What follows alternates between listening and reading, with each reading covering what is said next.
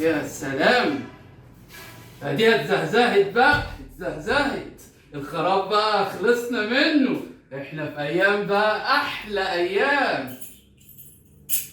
الشقة اتعملت وبقينا نقبض ال5000 جنيه من الشغل الجديد. يا سلام. يا ولد، ولد ايه بس؟ مين اللي ولد ده؟ انت عايش لوحدك لسه برضه؟ يا سلام، والله اتنغنغت بقى، فرفشت معاك يا عم ماجد. يا سلام يا رب، ده كان خراب خراب، البيت ده كان كله خراب، ودلوقتي بقينا عايشين في الزهزهه والنعنشه بعد بقى ما اشتغلت الشغلانه الجديده. والمرتب، قبضت المرتب. يا سلام على المرتب، يا المرتب.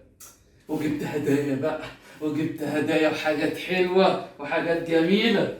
ايه رأيك في دي؟ عظيمة، محدش جابها قبل كده.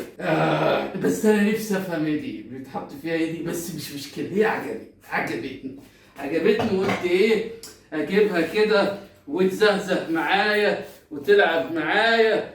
يا سلام. يا ترى بقى لو حد بقى ضيف بقى يجي دلوقتي ويشوف ما كنت بقى في الخراب قبل كده، يقول ده كان عايش في الخراب، ده عمره ما هينفع، مش هينفع في اي حاجة، مستقبله ضايع. ولكن معاك يا رب انت مفيش مستقبل ضايع، كل واحد بيكون معاك مستقبله مضمون، سواء هنا على الارض او معاك في السماء.